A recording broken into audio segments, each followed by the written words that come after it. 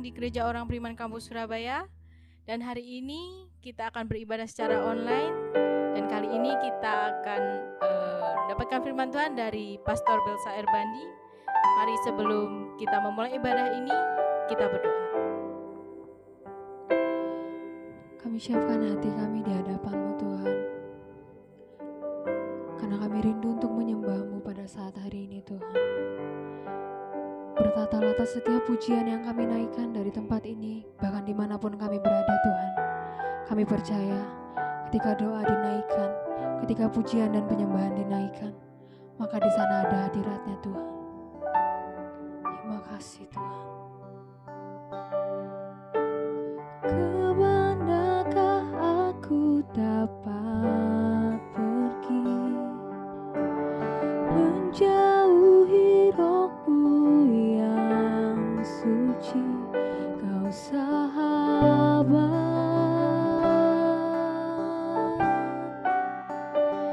dan Kau dekat,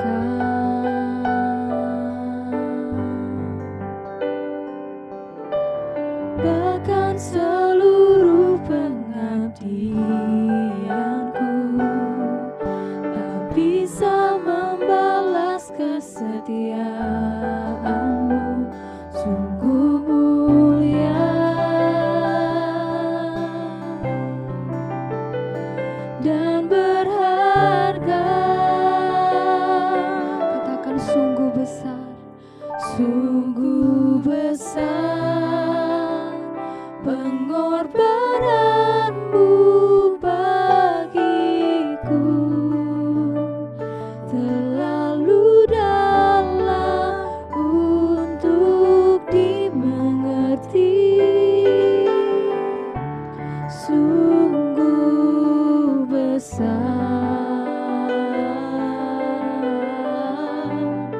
sungguh indah yang Kau pikirkan tentangku, tak terselami bagiku, sungguh indah. Bersama-sama kita sembah Tuhan. Kemanakah aku dapat pergi, menjauhi Roh-Mu yang suci, Kau sahabat,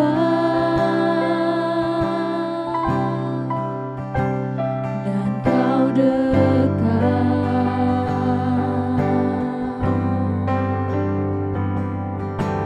bahkan seluruh pengabdianku tak bisa membalas kesetiaan-Mu, sungguh mulia dan berharga, sungguh besar pengorbanan-Mu bagiku, terlalu dalam untuk dimengerti, sungguh besar, sungguh indah yang Kau pikirkan tentangku, tak terselami bagiku, sungguh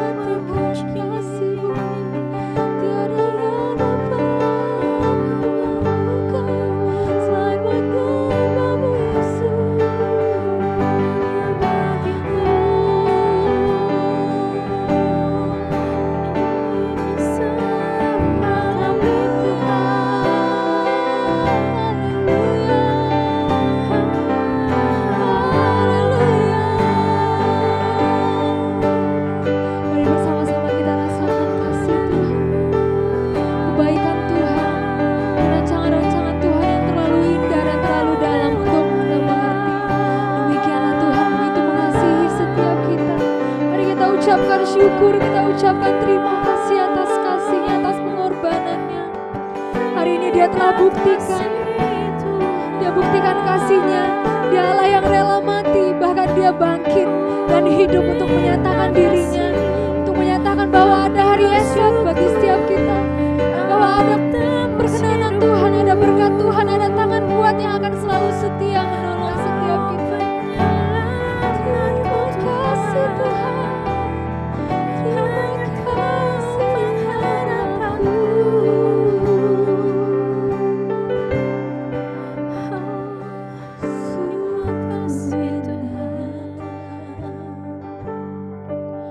Sungguh besar pengorbananmu bagiku,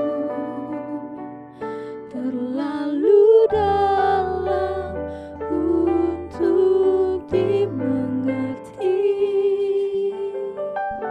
Sungguh besar,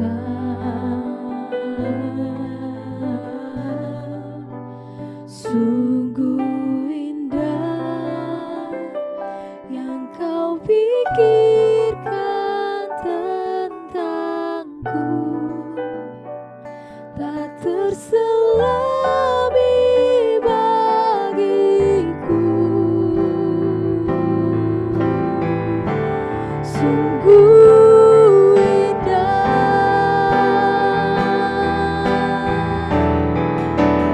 sungguh besar pengorbananmu bagiku, terlalu dalam untuk dimengerti. Sungguh besar, sungguh indah yang Kau pikirkan tentangku, tak terselami bagiku. Sungguh indah, katakan sungguh indah, sungguh indah, sungguh indah. Terpujilah nama-Mu Tuhan Yesus, Allah kami yang sungguh luar biasa, yang telah mengorbankan diri-Nya bagi setiap kami. Bapa yang baik, saat ini kami akan lebih lagi memuji dan memuliakan nama-Mu Tuhan, bertatal atas puji-pujian umat-Mu Tuhan. Di dalam nama Tuhan Yesus, segala puji, kemuliaan, dan hormat hanya bagi Allah kami. Haleluya, sama-sama kita katakan amin. Puji nama Tuhan Yesus, kami telah memuji memuliakan nama-Mu. Tiba saatnya kami untuk mendengarkan kebenaran firman Tuhan. Tapi sebelumnya, Bapak Ibu Saudara jemaat, mari kita mau sama-sama angkat pujian ini dalam anugerah-Mu. Dalam anugerah-Mu, dalam naungan-Mu, ku dapat merasakan kemuliaan-Mu Tuhan. Katakan, Kau yang menetapkan, Kau yang menetapkan, Kau yang mencurahkan kuasa dari tatamu, membangkitkan rohku. Selamanya Kau Tuhanku, yang terutama di hidupku. Tak akan ku lepaskan pengharapan di dalam-Mu. Sekali lagi dari awal katakan, dalam anugerah, dalam anugerah-Mu,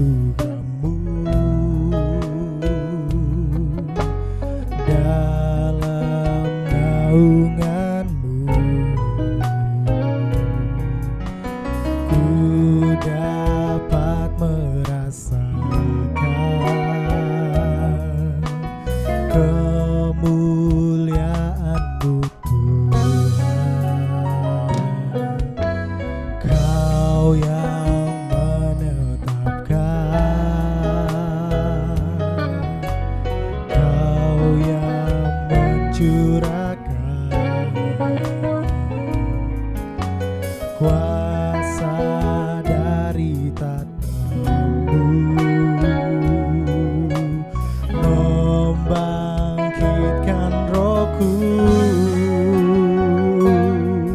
Selamanya Kau Tuhanku, yang terutama di hidupku. Tak akan ku lepaskan pengharapan di dalam-Mu. Selamanya Kau Tuhanku, yang terutama di hidupku. Tak akan ku lepaskan pengharapan di dalam-Mu. Sekali lagi, selamanya Kau Tuhanku, yang terutama di hidupku. Tak akan ku lepaskan pengharapan di dalam-Mu.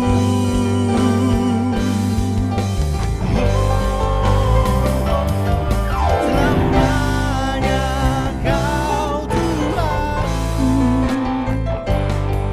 yang terutama di hidupku. Tak akan ku lepaskan pengharapan di dalam-Mu. Selamanya Kau Tuhanku, yang terutama di hidupku. Tak akan ku lepaskan pengharapan di dalam-Mu. Pengharapan di dalam-Mu. Pengharapan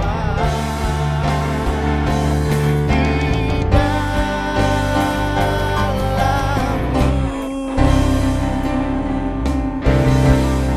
Puji nama Tuhan, berikan kemuliaan bagi nama Tuhan. Benar Tuhan Yesus, hanya Kau pengharapan kami. Tuhan Yesus, tiba saatnya kami untuk mendengarkan kebenaran firman-Mu Tuhan. Biarlah Tuhan Yesus, hamba-Mu yang akan membawakan kebenaran firman Tuhan, Kau urapi Tuhan. Biar yang keluar dari mulut bibir lidahnya bukan karena fasih perkataannya Tuhan, tapi Engkau yang menuntunnya Tuhan. Hanya dalam nama Tuhan Yesus kami telah siap untuk mendengarkan kebenaran firman-Mu. Amin. Shalom Bapak Ibu Saudara yang terkasih dalam Kristus Yesus, apa kabar? Saya berdoa kita semua dalam keadaan baik, sehat, sukacita, serta tetap terus semangat.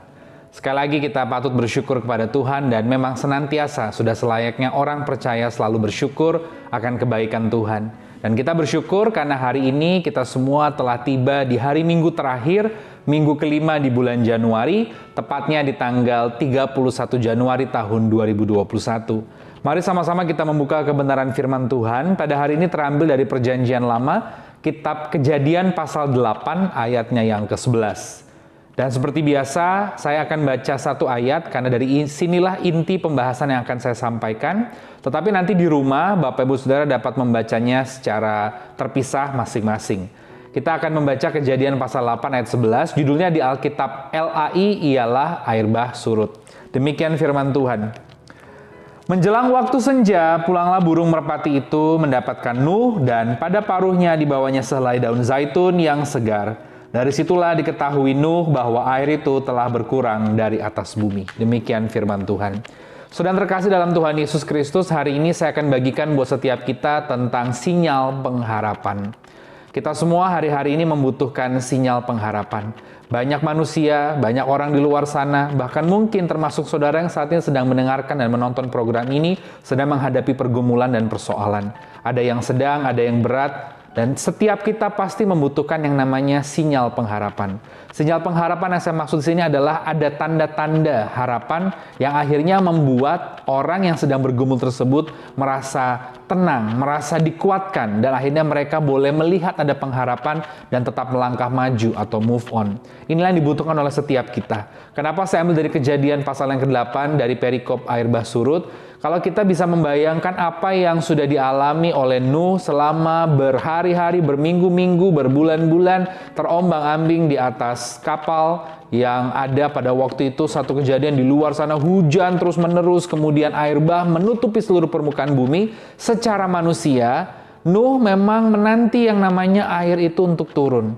Tetapi ajaibnya memang Tuhan menginstruksikan Nuh untuk membangun mezbah itu tidak ada jendelanya. Bukankah setiap kita kalau mau naik kendaraan umum atau kendaraan pribadi ataupun pesawat, kita senang duduk dekat jendela kebanyakan karena bisa melihat pemandangan. Tetapi Nuh bahteranya tidak ada jendela di sekeliling karena memang Tuhan tidak mau Nuh melihat ke sekeliling yang menakutkan, di mana semua tenggelam dan bumi ditutupi oleh air bah, air yang sangat-sangat hebat dan besar tersebut. Tetapi hanya ada satu jendela, yakni menghadap ke atas. Nah, secara manusia Nuh juga pasti menanti-nantikan kapan air ini turun. Dan tiba saatnya memang setelah hujan berhenti, kemudian masih terapung-apung sekian lama, Nuh akhirnya ingin tahu sudah surut seberapa sih air bah ini. Dan di dalam Kejadian pasal 8 ayat yang ke-11, ketika dia melepaskan seekor burung merpati tersebut membawa daun zaitun segar. Ini artinya bahwa air ini sudah surut lumayan banyak. Karena apa? Karena dia bisa melihat ada pohon tersebut kebetulan pohon zaitun, daunnya yang segar bisa diambil, dipetik dengan paruhnya, kemudian dibawa kepada Nuh. Kalau sebelumnya belum ada yang bisa terlihat, semua masih tertutup oleh air sehingga tidak bisa membawa apa-apa burung tersebut. Nah, sebenarnya yang ingin saya sampaikan dari Kejadian pasal 8 ini bukan tentang air bah, bukan tentang daun zaitun, bukan tentang merpati, bukan tentang pengalaman instruksi membangun bahtera atau kapal besar, tetapi yang saya mau bagikan di dalam ayat yang ke-11 ini ada satu sinyal harapan di sini. Bagaimana kita bisa bayangkan seorang Nuh, dia juga manusia biasa, dia hamba Tuhan, tapi dia juga manusia biasa, hatinya juga sebenarnya rindu untuk air ini surut.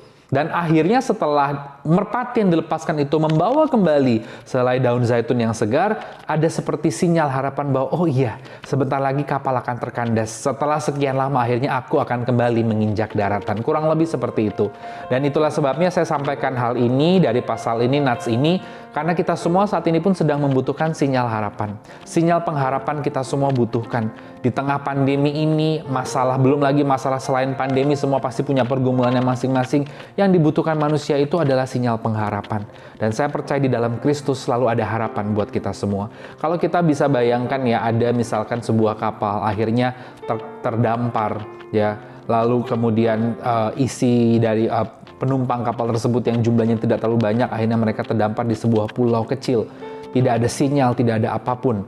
Kemudian mereka mendengar bunyi dari helikopter yang lewat. Bukankah itu seperti sinyal harapan? Ada yang lewat melintas di atas. Next, kalau lewat lagi kita akan buat sesuatu ya supaya mereka bisa lihat bahwa ada orang di pulau yang terpencil ini karena mereka terdampar, kapal mereka karam. Jadi seperti itulah kira-kira gambaran betapa manusia membutuhkan sinyal pengharapan. Di tengah pandemi ini ada yang mungkin bergumul karena kehilangan orang yang dikasih, kehilangan pekerjaan, kehilangan tunjangan, dipotong gaji, dan sebagainya. Saya katakan semua orang mengalami yang namanya terdampak, baik itu pengusaha, baik itu yang namanya tenaga profesional, baik itu pegawai atau pekerja. Gereja pun juga mengalami terdampak. Gereja ada yang sudah buka, tutup lagi, buka secara, maksud saya buka tutup ini dalam artian secara ibadah tatap muka, karena gereja akan tetap terus ada ketika orang percaya berkumpul, semua menghadapi persoalan dalam berbagai sektor, siapapun dimanapun setiap manusia saat ini berada. Yang dibutuhkan manusia hari ini adalah sinyal pengharapan. Marilah kita boleh memberikan sinyal-sinyal pengharapan kepada sesama kita. Tentu harapan di dalam Kristus tidak akan mengecewakan. Saya bagikan buat setiap kita ada 3 hal tentang sinyal pengharapan. Bagaimana kita bisa memberikan sinyal pengharapan bagi sesama, sehingga sesama yang menerima tersebut boleh kembali sukacita, boleh kembali lega perasaannya, dan akhirnya bisa melangkah maju tetap terus bersama dengan Tuhan. Yang pertama saya bagikan buat setiap kita, bagaimana memberikan sinyal pengharapan di tengah pergumulan. Yang pertama, sebagai orang percaya berikan kekuatan lewat firman Tuhan. Kalau kita sudah tahu ada orang lain, ada saudara kita, ada kenalan kita, kerabat kita, sahabat kita yang menghadapi pergumulan, coba kita bayangkan bagaimana perasaan hati mereka mungkin kacau, mereka sedih, bingung, mereka mungkin takut dan khawatir. Sebagai orang percaya, walaupun kita juga menghadapi pergumulan, alangkah baiknya kalau kita bisa memberikan sinyal pengharapan. Bagaimana caranya? Yang pertama, dengan sebagai orang percaya memberikan kekuatan lewat firman Tuhan. Karena harapan di dalam Kristus selalu ya dan amin. Kristus adalah sumber pengharapan. Makanya sebagai orang percaya, saudara patut memberikan sinyal pengharapan lewat memberikan kekuatan firman Tuhan. Sampaikan firman Tuhan, entah itu lewat SMS, lewat WA, entah itu lewat perbincangan mulut ke mulut, entah itu mungkin lewat telepon, entah itu mungkin bertatap muka. Sampaikan, karena ada begitu banyak janji-janji Tuhan yang luar biasa. Dan janji Tuhan itu ya dan aminnya, tidak lalai menepati janjinya. Kalau Tuhan belum jawab janjinya, Tuhan belum genapi janjinya, itu artinya memang bukan waktunya dan bukan caranya Tuhan saat itu, karena sehingga belum terjadi. Tetapi waktu dan cara Tuhan itu tepat dan yang terbaik buat setiap orang percaya.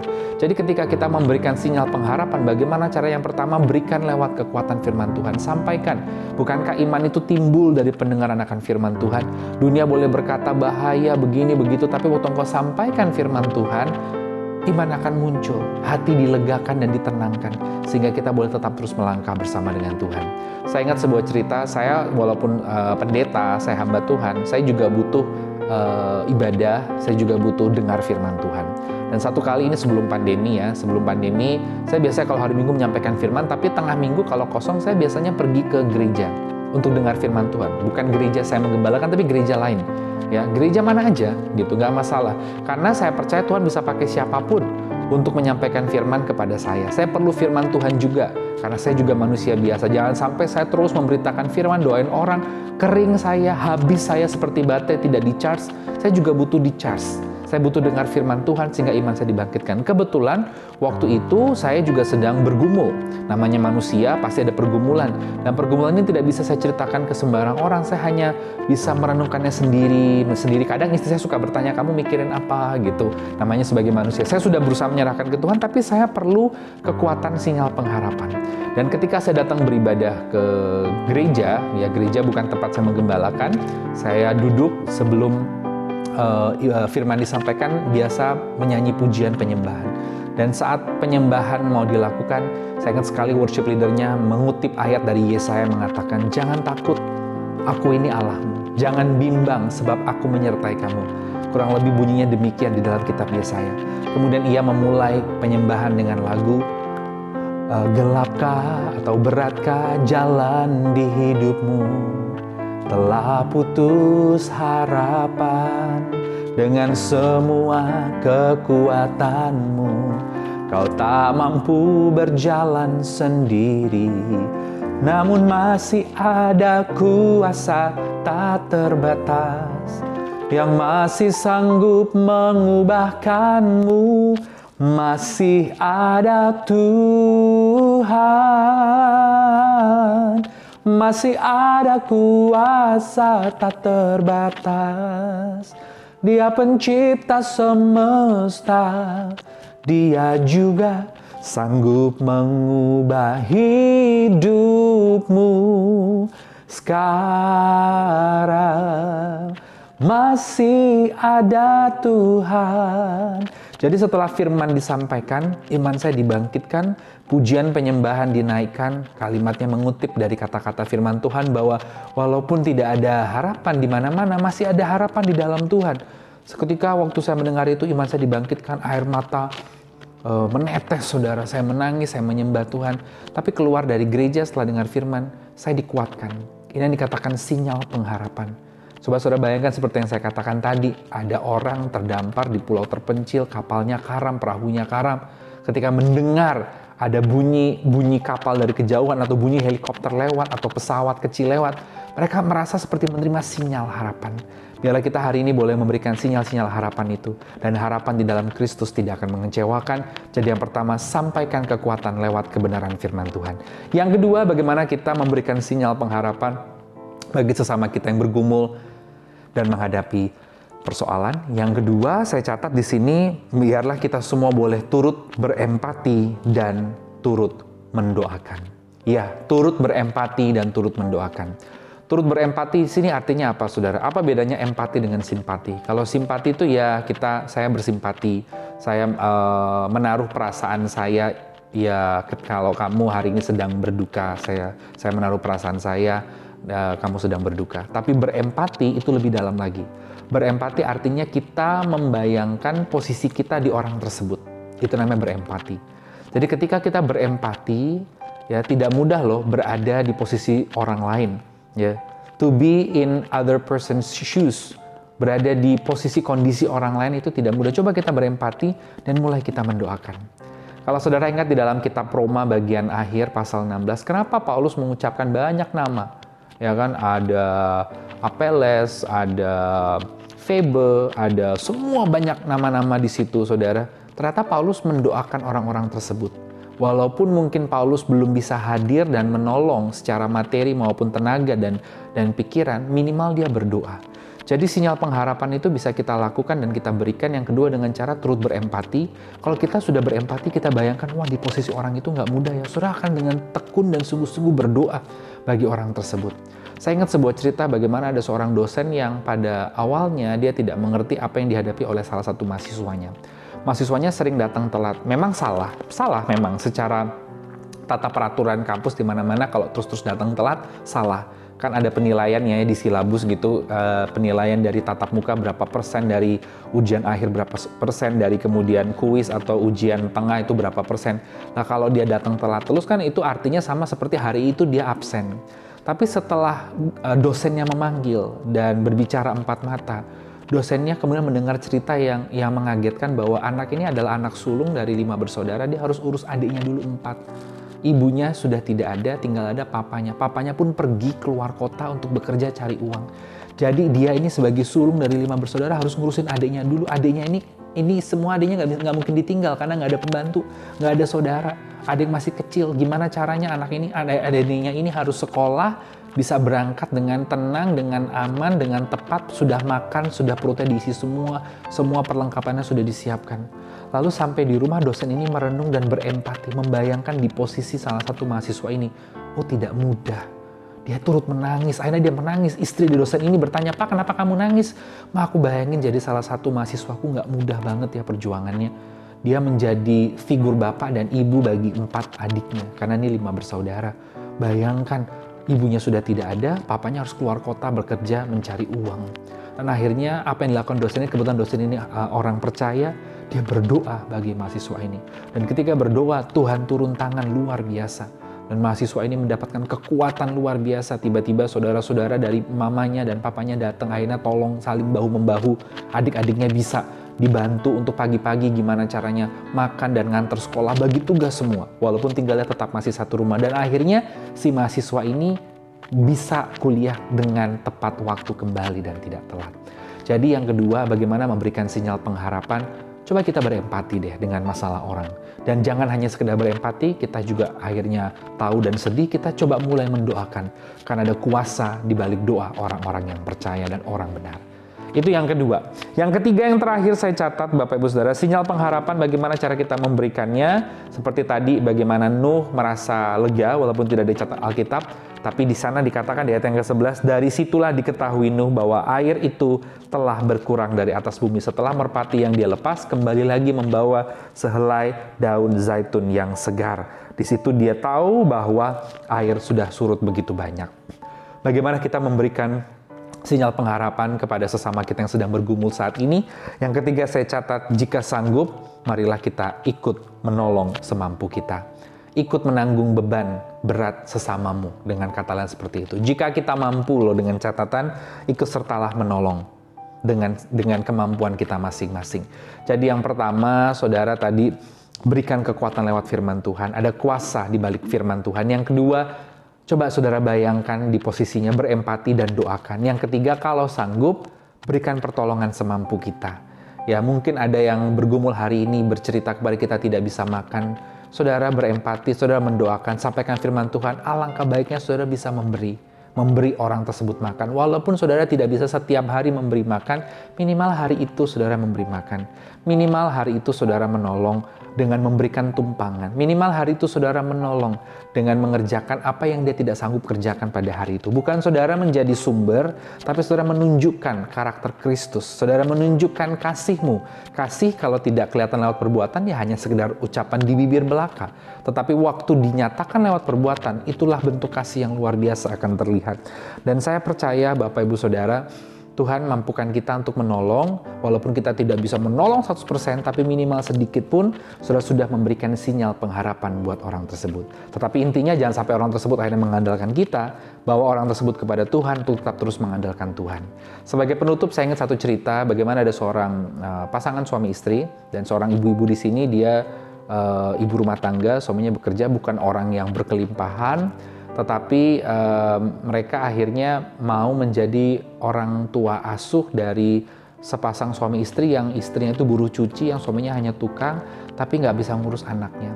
Dan istrinya sudah diskusi dengan suaminya, Pak, kita mau nggak tolong anak ini, anak buruh cuci dan tukang bangunan ini untuk sekolah. Suaminya menganggupi, akhirnya mereka menolong. Dan ternyata Tuhan memberkati keluarga ini, walaupun mereka bukan kaya raya, mereka bisa menyekolahkan anak ini anak perempuannya. Anaknya buruh cuci ini perempuan, seorang wanita. Dari SD, SMP, SMA, sampai selesai SMA disekolahkan di Akademi Kesekretariatan. Maksudnya itu supaya sekolahnya tidak terlalu lama, langsung bisa dapat pekerjaan.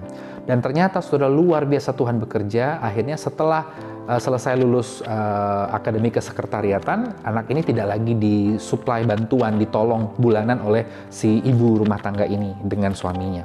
Dia mulai bekerja. Tiba-tiba saudara, setelah beberapa tahun, 6 tahun atau 7 tahun bekerja, tiba-tiba ibu ini dapat undangan dengan suaminya. Undangan pernikahan di sebuah hotel mewah di Jakarta.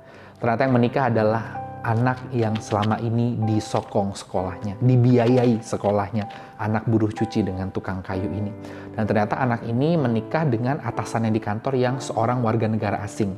Expatriate, foreigner. Dan expatriate ini sudah selesai tugasnya di Indonesia, akan kembali ke Amerika. Dan akhirnya dia ingat si anak perempuan ini yang akan menikah dengan expatriate ini, bahwa dia bisa sekolah dulu, mendapatkan pengharapan akan masa depan setelah dibiayai yang namanya sekolahnya dari kecil sampai selesai Akademi Kesekretariatan oleh ibu ini. Ibu yang sebenarnya bukan orang kaya. Lalu dia datang menyerahkan undangannya sendiri, dan terharu mereka berpelukan dan menyatakan terima kasih karena dulu saya hampir hilang harapan. Dia bilang, saya pikir saya nggak punya masa depan, nggak akan sekolah. Tapi ternyata Tuhan mengirim berkatnya lewat ibu rumah tangga ini. Ya, ibu menyekolahkan saya dari SD, SMP, SMA sampai Akademi Kesekretariatan, hingga akhirnya saya bekerja, saya ketemu atasan saya, seorang ekspatriat, saya menikah, dan akhirnya sekarang saya mau pindah ke Amerika. Saya sudah settle, sudah mapan, semua karena kebaikan Tuhan. Saudara, betapa luar biasanya ketika kita boleh memberikan sinyal pengharapan buat sesama kita. Dan saya percaya ketika saudara berbeban berat pun, Tuhan akan menolong saudara, juga memberkati orang-orang sekeliling sehingga boleh memberikan sinyal pengharapan juga buat saudara. Saya simpulkan firman Tuhan hari ini buat setiap kita. Sinyal pengharapan kita butuhkan hari-hari ini. Terlebih saat ini kita semua masih ada di dalam kondisi pandemi. Yang pertama yang bisa kita lakukan memberikan sinyal pengharapan, berikan kekuatan lewat firman Tuhan. Sebab firman Tuhan itu ya dan amin. Firman Tuhan itu berkuasa. Yang kedua, coba kita berempati, turut merasakan posisi orang lain. Ya, berada di kehidupan mereka, coba bayangkan dan berdoa. Jangan hanya berhenti dibayangkan, tapi berdoa. Yang ketiga, jika sanggup, berikan pertolongan semampu kita. Saya berdoa hari ini saudara yang mendengar boleh menjadi orang-orang yang memberikan sinyal pengharapan kepada mereka di sekeliling yang menghadapi pergumulan, sehingga ketika orang berjumpa dengan saudara, mereka boleh melihat Yesus dalam kehidupanmu. Amin. Kita berdoa. Terima kasih Tuhan untuk firman yang boleh dibagikan buat kami pada hari ini, meteraikan di dalam nama Tuhan Yesus. Dan biarlah firman tersebut tertanam, berakar, bertumbuh, dan berbuah-buah bagi hormat kemuliaan nama Tuhan. Hamba berdoa buat setiap orang yang menonton dan mendengar program ini. Apa yang menjadi pergumulan mereka, Tuhan berikan kekuatan buat mereka. Tuhan berkati sehingga mereka boleh menerima jawaban tepat pada waktu dan cara Tuhan. Kami juga berdoa buat seluruh jemaat Tuhan yang mendengar dan menonton program ini, pekerjaan tangan mereka diberkati, karir, usaha, bisnis, profesi, rumah tangga, pelayanan, dan masa depan mereka, studi mereka diberkati. Kami juga berdoa bersama dengan jemaat bagi bangsa dan negara kami tercinta Indonesia. Penduduknya dari Sabang sampai Merauke diberkati. Pemimpin yang tertinggi Presiden Joko Widodo diberkati, dilindungi, diberikan kekuatan kesehatan bersama dengan jajarannya ke bawah, para menteri, panglima TNI, Kapolri, birokrat, gubernur-gubernur, wali kota, bupati-bupati diberkati. Kami berdoa bagi seluruh warga masyarakat yang terdampak karena pandemi ini, para pengusaha, para karyawan dan tenaga profesional. Mereka yang ada di garda terdepan, relawan dan tenaga medis. Tuhan tolong, Tuhan lindungi. Bahkan seluruh jemaat Tuhan dan gereja Tuhan dimanapun berada. Secara khusus gereja Orang Beriman Kampus Surabaya dengan jemaatnya dan programnya ke depan kami serahkan ke tangan Tuhan. Terima kasih Tuhan Yesus, terpuji-pujilah nama-Mu kekal selamanya, dan kami ingin terima berkat Tuhan pada hari ini. Mari saudara angkat kedua tanganmu, arahkanlah pandangan hatimu ke hadapan Tuhan dan terimalah berkat Tuhan. Kasih dari Allah Bapa di sorga, penyertaan cinta dan damai sejahtera Shalom dari Tuhan Yesus Kristus, serta persekutuan yang manis dengan Allah Roh Kudus, menyertai kita semua hari ini sampai Maranatha. Dalam nama Tuhan Yesus, haleluya, amin.